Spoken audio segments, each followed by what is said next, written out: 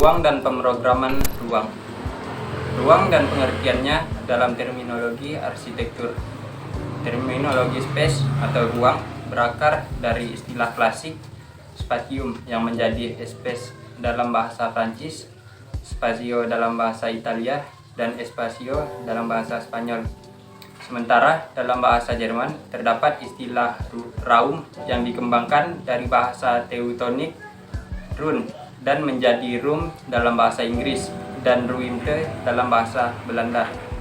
Baik space maupun room sebenarnya tetap berarti ruang. Namun pada room, ruang seolah-olah telah menjadi mewadak, menjadi terasa secara fisik, sementara pada space, ruang lebih menjadi pada ide imajinatif atau psikis. Arsitektur berakar dari bahasa Yunani archi, yaitu ahli seni, dan tekton, batu. Maka arsitektur dapat diartikan sebagai seorang ahli batu sampai pada pertengahan abad ke-19. Para tukang batu ini tidak pernah membicarakan, apatah lagi menuliskan ruang sebagai bagian dari dunia batu mereka.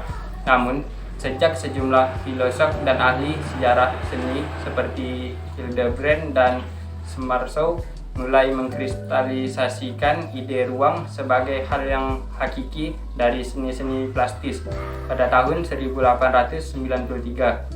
Banyak arsitek yang mulai mengemukakan pendapat bahwa ruang merupakan hal yang fundamental bagi arsitektur menurut Van de Ven pada tahun 1986. Ruang dalam terminologi arsitektur dapat dikatakan sebagai bentuk yang negatif di antara elemen-elemen fisik. Ruang merupakan derivat atau turunan dari konsep sebuah garis menurut Van de Velde pada tahun 1895. Ruang adalah sesuatu yang dilingkupi oleh dinding-dinding yang harus tetap planal. Ruang termanifestasikan keluar atau tercermin oleh kompleks dari dinding-dinding menurut Hendrik P. Berlech pada tahun 1908. Ruang adalah suatu yang dibatasi oleh bidang vertikal dan horizontal menurut Franz de Kaching pada tahun 1979. Secara umum, ruang dapat disimpulkan sebagai suatu wadah atau tempat aktivitas manusia yang dibatasi wilayahnya oleh suatu bidang vertikal dan bidang horizontal. Ruang dalam arsitektur dapat ditelaah melalui kajian sederhana terhadap konsepsi Vitruvius terhadap konsepsi arsitektur. Menurut Vitruvius, dalam Ten Book of Arsitekturnya menjabarkan arsitektur sebagai suatu karya yang memiliki 3 unsur utama, yaitu firmitas, utilitas, dan venustas. Macam-macam dan fungsi ruang. Secara umum, ruang dapat dibagi atas 2 macam ruang, yaitu ruang interior dan ruang eksterior. Sementara fungsi ruang terdiri atas ruang privat, ruang publik, ruang servis, dan ruang sirkulasi.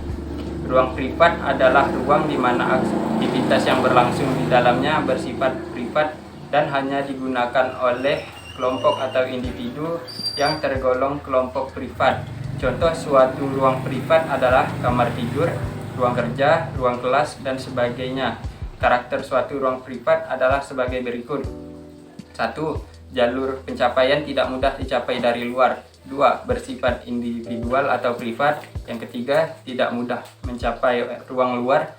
Yang keempat, suasana lebih bersifat intim hingga normal. Yang kelima, ruang lebih bersifat tetap atau tidak fleksibel terhadap perubahan fungsi. Ruang publik adalah ruang di mana seluruh kelompok masyarakat dapat menggunakannya atau menjangkaunya. Karakter suatu ruang publik adalah sebagai berikut. Yang pertama, jalur pencapaiannya sangat mudah dicapai dari luar. Yang kedua, bersifat general atau umum. Yang ketiga, mudah mencapai ruang luar. Yang keempat, suasana bersifat normal hingga monumental. Yang kelima, ruang lebih bersifat fleksibel terhadap perubahan fungsi. Ruang servis atau ruang pelayanan adalah ruang yang berfungsi melayani ruang yang ada dalam bangunan atau kompleks bangunan. Karakteristik ruang servis adalah sebagai berikut. Yang pertama, mudah dicapai dari seluruh ruangan yang dilayaninya. Yang kedua, Posisi relatif strategis terhadap ruang yang dilayaninya. Yang ketiga, mudah dikenal terutama dari bentuknya. Yang keempat, bersifat statis. Ruang sirkulasi adalah ruang yang menghubungkan seluruh ruang yang ada di dalam bangunan atau kompleks bangunan. Karakteristik dari ruang sirkulasi adalah mudah dicapai dari seluruh ruangan. Yang kedua, mudah dikenal. Yang ketiga, bersifat mengarahkan, dinamis. 4 buah macam ruang ini dapat saling berinteraksi, berhubungan melalui suatu pola hubungan ruang dan dengan mempertimbangkan sejumlah prinsip-prinsip hubungan ruang.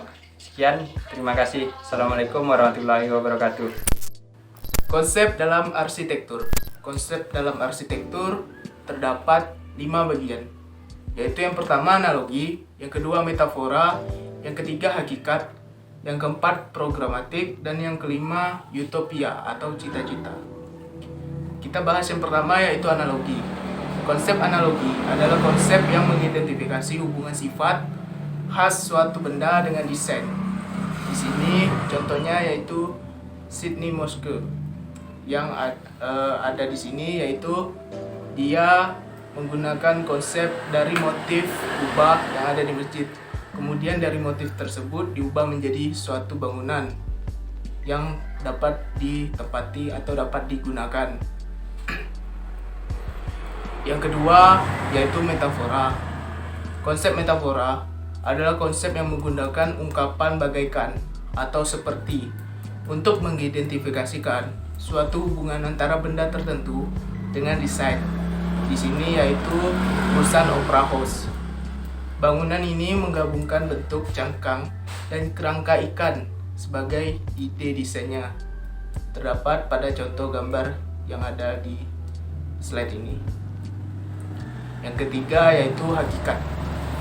Konsep yang mengandung pengertian aspek yang paling penting dan intrinsik dalam desain.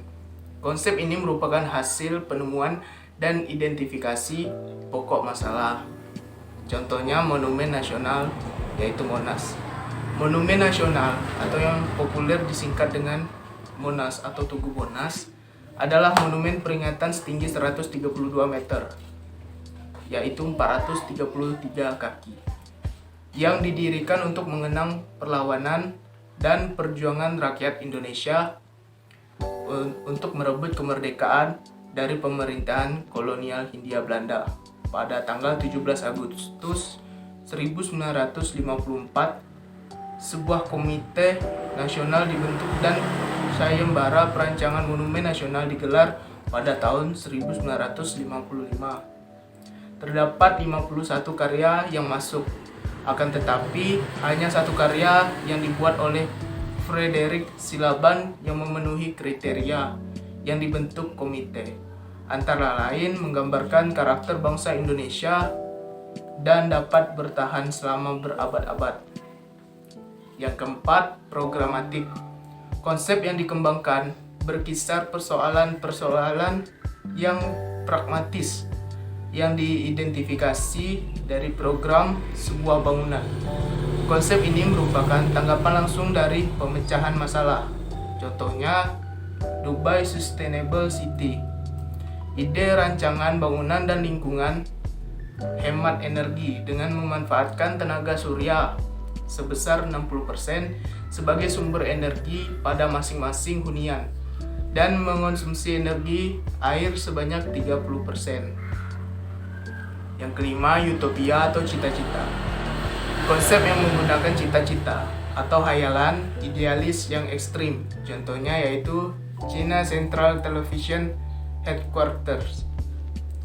Kantor pusat CCTV atau China Central Television Headquarters adalah bangunan pencakar langit 44 lantai di distrik pusat bisnis Beijing dan menjadi kantor pusat China Central Television.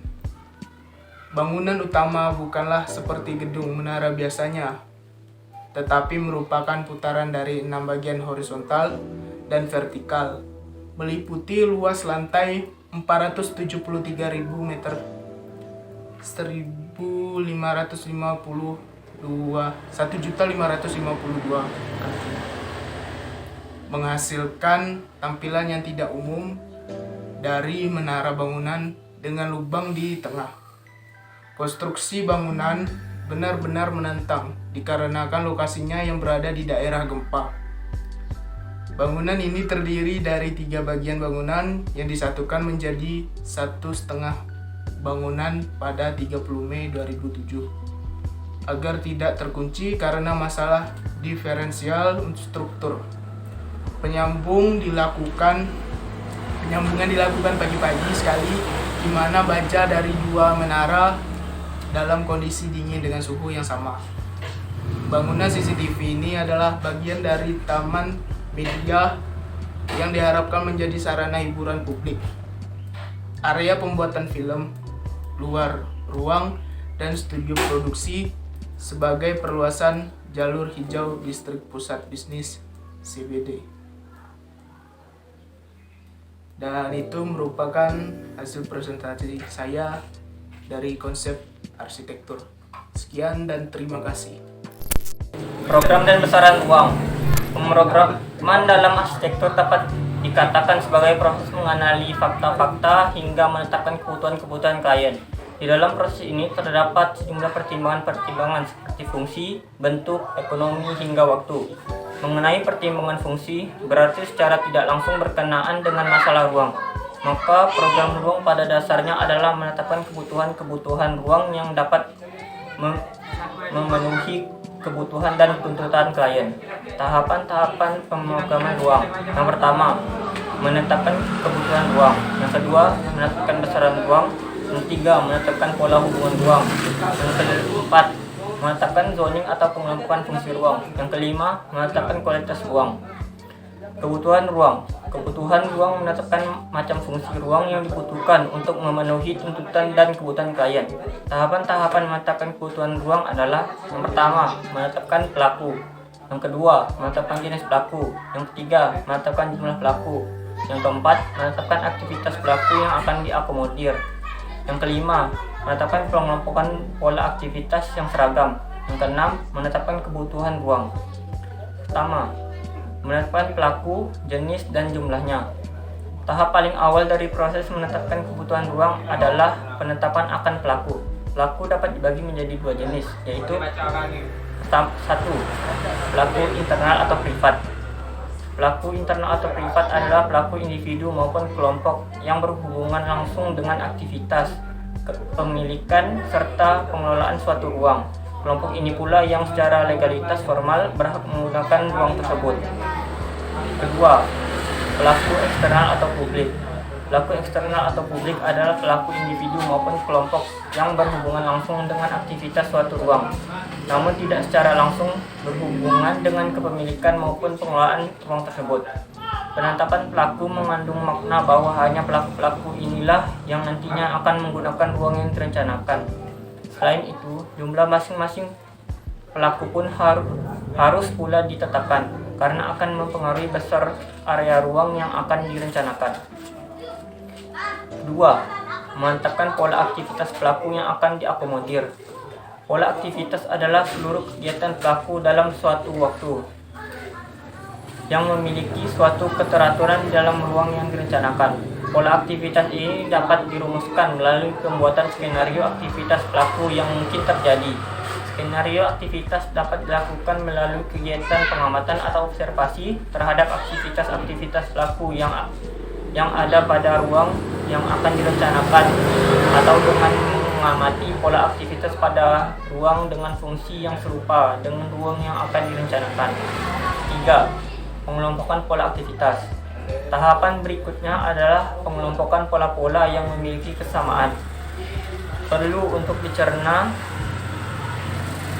dicermati adalah pola-pola yang membutuhkan suatu ruang khusus dan yang dapat digabungkan dengan ruang lainnya. Hal ini sangat penting karena tidak seluruh pola aktivitas menuntut suatu ruang yang mandiri. Keempat, menetapkan kebutuhan ruang. Tahap akhir dari proses ini adalah dengan menetapkan ruang-ruang yang dibutuhkan. Mengingat bahwa terdapat pola-pola aktivitas yang serupa namun tidak diakomodir dalam sebuah ruang. maka perlu pula dicatatkan akan jumlah ruang yang akan dibuat. Besaran ruang. Pada dasarnya ruang adalah tempat aktivitas manusia. Oleh karena itu, untuk dapat menghitung besaran suatu ruang, terdapat sejumlah pertimbangan. Pertimbangan dalam menghitung besarnya ruang adalah: yang pertama, pelaku; yang kedua, aktivitas; yang ketiga, furnitur. Pertama, besaran pelaku. Pelaku dalam hal ini adalah orang atau sekelompok orang yang akan beraktivitas dan menggunakan suatu ruang. Besaran pelaku dapat diprediksikan besarnya dengan melihat besaran antropomorfik dan jumlah pelaku yang akan menggunakan suatu ruang.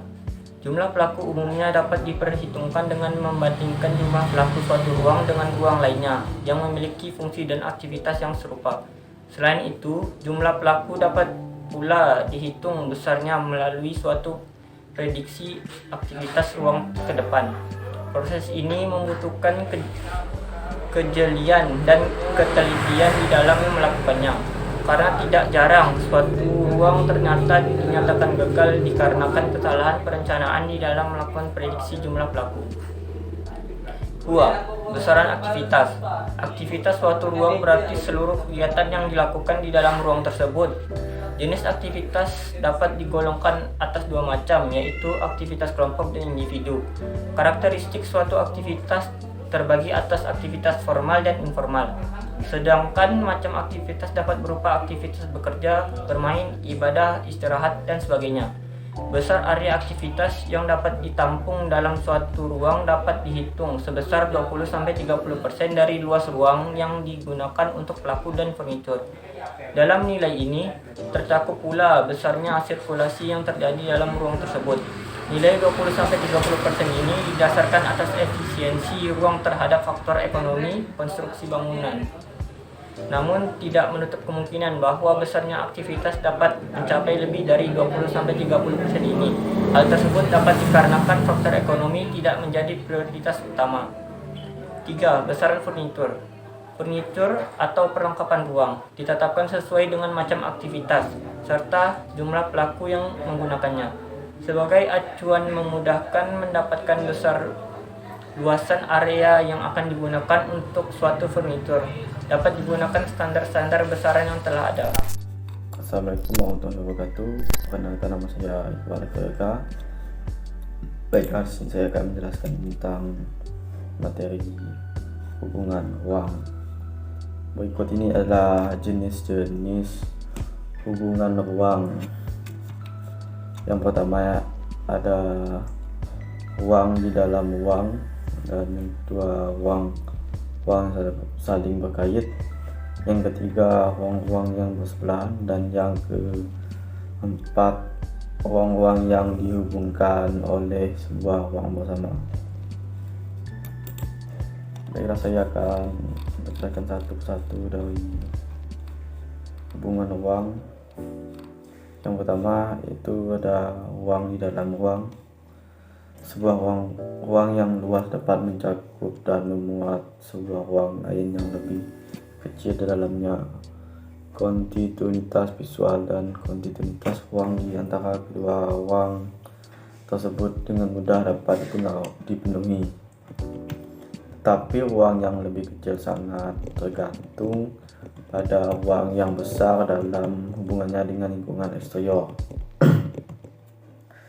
Berikut beberapa macam hubungan ruang di dalam ruang. Yang pertama itu, dalam jenis ruang ini, ruang yang lebih besar berfungsi sebagai suatu daerah 3 dimensi untuk ruang kecil di dalamnya. Jika ruang yang di dalam berkembang ukurannya, maka ruang yang lebih besar akan mulai kehilangan artinya sebagai bentuk ruang penutup. Jika ruang yang di dalam tadi terus diperluas, ruang sisa di sekitarnya akan menjadi semakin tertekan untuk berfungsi sebagai ruang penutup. Dan yang kedua itu, untuk dapat lebih menarik perhatian, ruang yang di dalam dapat memperhatikan wujud luarnya, tetapi diorientasikan dalam bentuk lain. Hal ini akan menciptakan suatu grid sekunder dalam suatu set ruang-ruang sisa yang dinamis di dalam ruang yang besar.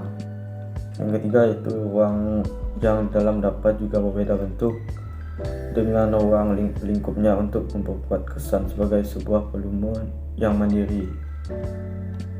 Perlawanan bentuk ini dapat menunjukkan suatu perbedaan fungsional antara kedua ruang atau melambangkan kepentingan ruang yang berada di dalam.